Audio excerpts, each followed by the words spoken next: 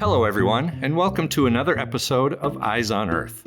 We're a podcast that focuses on our ever-changing planet and on the people here at Eros and across the globe who use remote sensing to monitor and study the health of Earth. My name is Tom Adamson, your host for this episode, where we'll talk about what's going on with Landsat 7.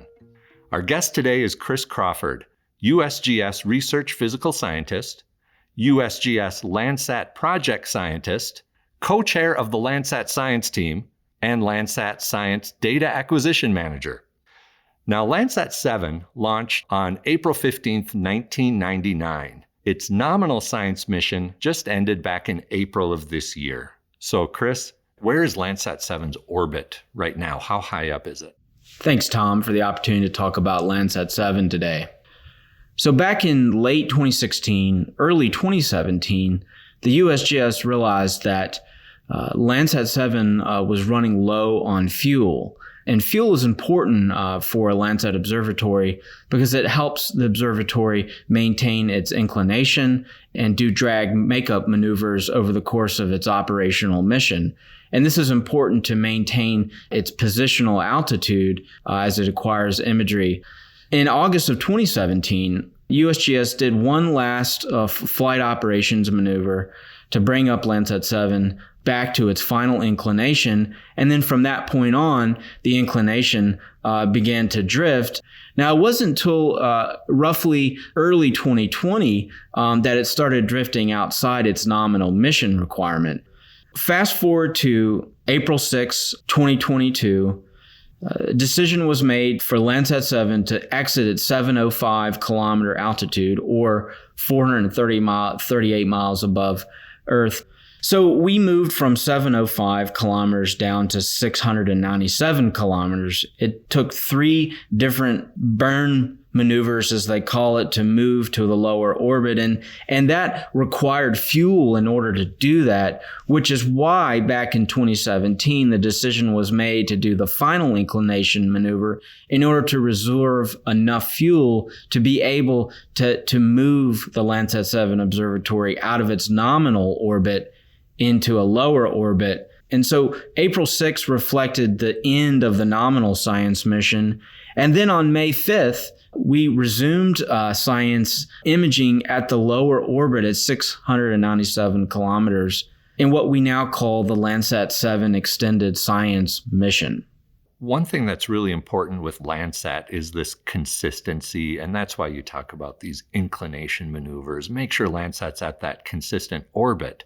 So is Landsat 7's data no longer consistent with Landsat 8 and 9, or is it still usable? When we moved out of the 705 World Reference System orbit, which is our nominal ground track that both Landsat 8 and Landsat 9 are flying on today, they're both phased 180 degrees apart, which allows them to image every piece of Earth every 8 days.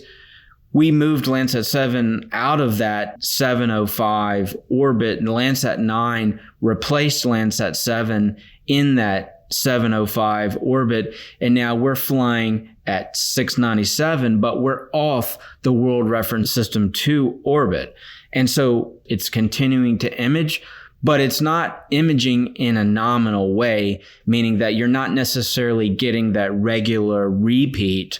Yeah, Landsat 8 and 9 will take the same exact footprint with every orbit, so to speak, right? Correct. And Landsat 7, not doing that anymore? You can sort of think about Landsat 7 as wobbling back and forth. And currently what's unique about Landsat 7 at its lower orbit and continuing to image is that it's underflying Landsat 8 and Landsat 9. So it's not flying in the WRS-2 orbit, but it's flying 8 kilometers below in more or less the same orbit, but we're off that sort of nominal orbit that we maintain in order to adhere to the operational mission requirements. And so we're still getting data from Landsat 7, and we're underflying Landsat 8 and Landsat 9 on a regular basis as it moves back and forth under each observatory, which is a really neat thing about the Landsat 7 Extended Science Mission. Is the resolution still the same? The resolution is still the same. Okay. There's been quite a bit of work done in the Landsat calibration validation team to verify the imaging geometry, to verify the imaging radiometry, and then the science portion of the project, we've done extensive analysis guaranteeing the quality of the products. And so at this point in Landsat 7's extended science mission, we have high confidence that the data is on par with what we were acquiring in imaging during its nominal mission. Is the processing that happens here at AROS the same as it is for Landsat 8 and 9? Yes, the data is being processed as it was during the nominal science mission, and it's getting processed into Landsat Collection 2 right now.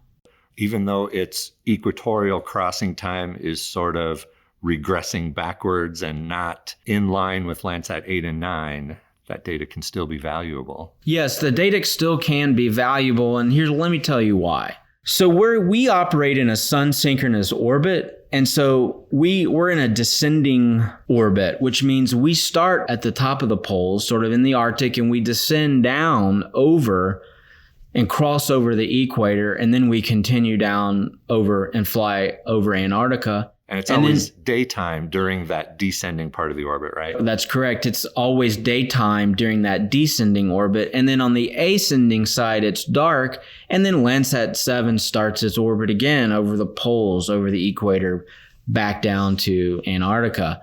And so we cross over the equator, which is sort of used as the nominal mean local time.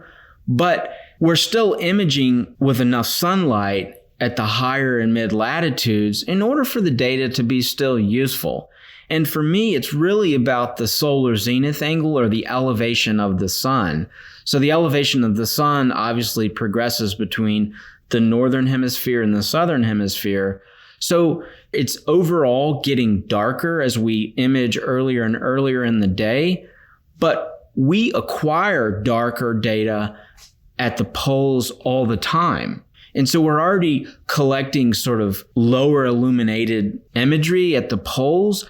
And so drifting to an earlier mean local crossing time, what it enables us to do is to actually acquire the same areas at a lower sun elevation than we would at the nominal science mission. The data is still high quality, and it just sets up a condition or a scenario where we can do comparisons between the effects of solar illumination on the data and then also how imaging is being conducted. So we are a fairly narrow swath imager, plus or minus 7.5 degrees for a total field of view of 15 degrees. The swath is 115 miles wide? Yes, or 185 kilometers.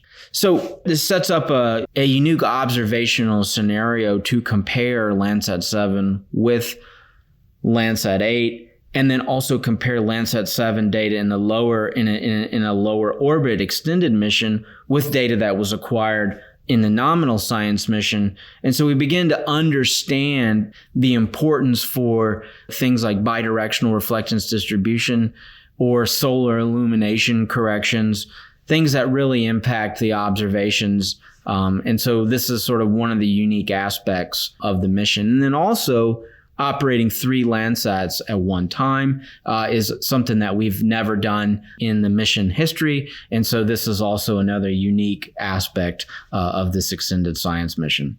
We've never had 3 Landsats operating at the same time before, like we are doing right now. Yeah, conducting what I would say science imaging at once. Well, the more data, the better.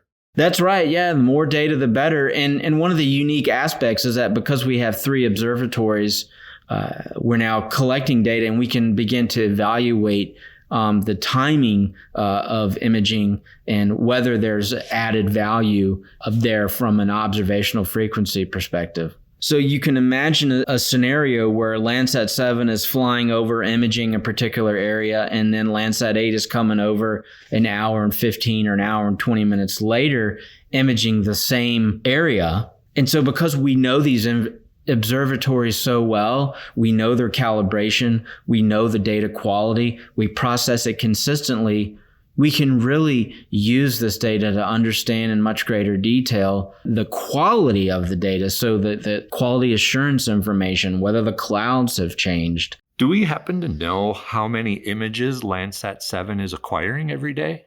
So we are acquiring up to 450 images per day in the extended science mission. And this is actually not much of a departure from what we were doing during the nominal science mission. Same as always, then. Same as always, pretty much. And so, one of the things that we spent a lot of time doing in the weeks and months leading up to the decision to continue the extended science mission is that the operations team and the planning teams, flight operations, did a lot of work to understand if we could continue to image in a sort of full capacity mode during this extended science mission. So we're still imaging roughly 80% of the Earth's land surface area. Okay. Including coastal zones. Okay. And islands. And corals. Well, there's still a lot that it's doing. It's doing a lot. We've seen some very interesting examples during the extended science mission, being able to capture wildfires or fire fronts, and then also some of the hurricane impacts from Hurricane Ian down in Florida a couple of months ago. Landsat 7 got one of the first images after the hurricane cleared. It still has the data gaps, right? It still has the data gaps. Can't get around the scanline corrector issue. That scanline corrector issue that happened back in 2003, we lose, is it something like 22% of the data? There's these black stripes running through the data. Right, yes. There's some black stripes running through that. But the data that is recorded is the same high quality as we would expect. It is same high quality, and I'd like to add that another aspect to Landsat observations is we oftentimes think about the reflectance data that we get from Landsat 7, but it's also carrying a thermal infrared capability on board as well. And so that's at 60 meter resolution. That's the finest spatial resolution that we've ever collected with thermal observation. So for example, Landsat 8 tiers and Landsat 9 tiers collect data at 100 meters spatial resolution. So Landsat 7's sort of 60 meter thermal data is another strong element to the observations. And Landsat 7 has been a remarkably stable instrument over its lifetime. How much longer can Landsat 7 go on like this? The plan is to continue to image. Really, the only thing that's changing is the mean local crossing time. And so that's, getting earlier and earlier. I think today here, maybe towards the end of September and October, we were somewhere in the area of 8:35 mean local time at the equator. And nominally, it's what time? Nominally, Landsat 7 was 10 a.m. plus or minus 15 minutes. Okay. So we could wobble between 10 a.m. within a 15-minute envelope and still be within our mission requirements. So I was speaking about earlier is that at some point, I think it was in 2020, we started drifting outside that sort of plus or minus 15 degree that's centered on 10 a.m. But we've done analysis to show that we can continue to image up through 8 a.m. and that would result in continuing observations through the July of 2023, which gets us into the next Northern Hemisphere growing season. And so the decision was made to just do periodic evaluation from the scientific viewpoint, from the calibration and validation viewpoint, and then also the operations team would continue to monitor the observatory, and that we would periodically reevaluate whether we can continue without degrading the quality of the data or creating sort of risk that would need to be mitigated. And so one of the things that we sort of used, at least from the scientific viewpoint, back in 2000, right after Landsat 7 got launched, NASA launched the NASA Earth Observer 1 mission, which carried the Advanced Land Imager, as well as the first imaging spectrometer, spaceborne imaging spectrometer known as the Hyperion instrument. It flew alongside with Landsat 7 for early in its lifetime, early in the 2000s. And then its orbit began to drift after 2011. And so we've referred to the NASA Earth Observer 1 mission, which ended up flying all the way to 8 a.m. mean local time at the equator.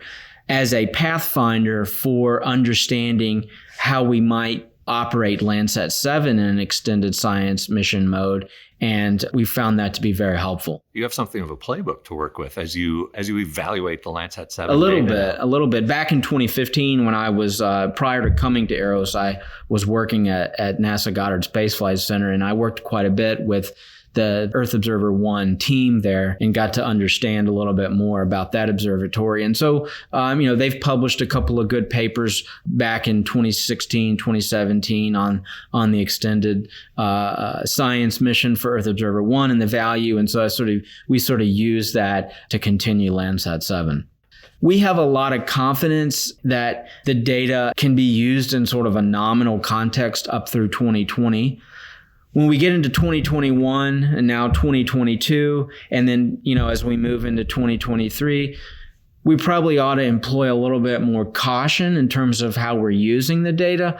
But that's what we're hoping, that the user community will sort of uptake this data and do some interesting analysis.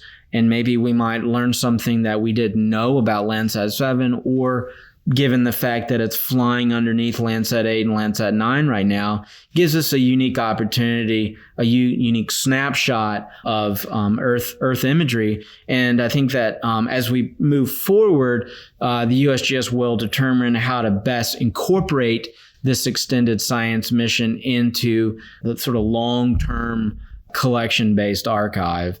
That being said, we are processing the data into the collection to products because that's our current specification for data product generation.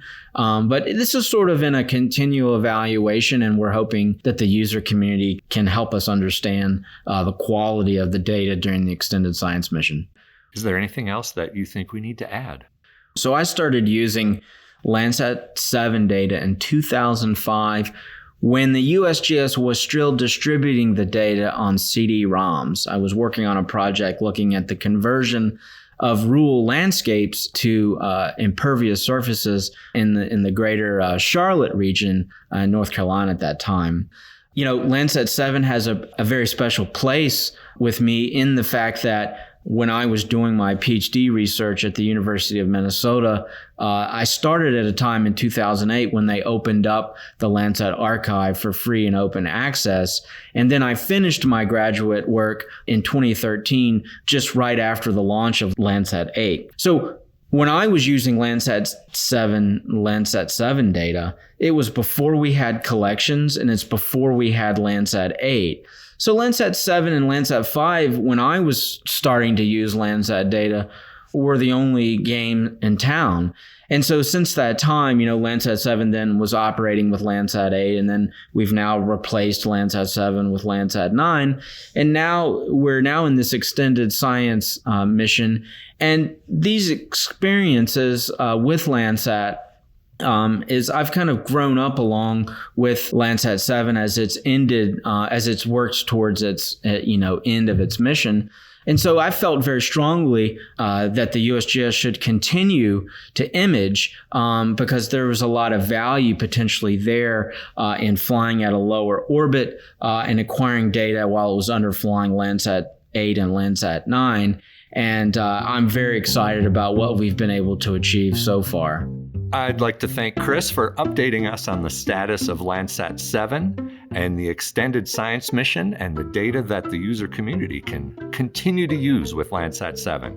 And thank you, listeners, for joining us on Eyes on Earth. You can find all our shows on the USGS AROS website. You can also follow AROS on Facebook or Twitter to find the latest episodes or to subscribe on Apple or Google Podcasts. This podcast is a product of the U.S. Geological Survey, Department of Interior.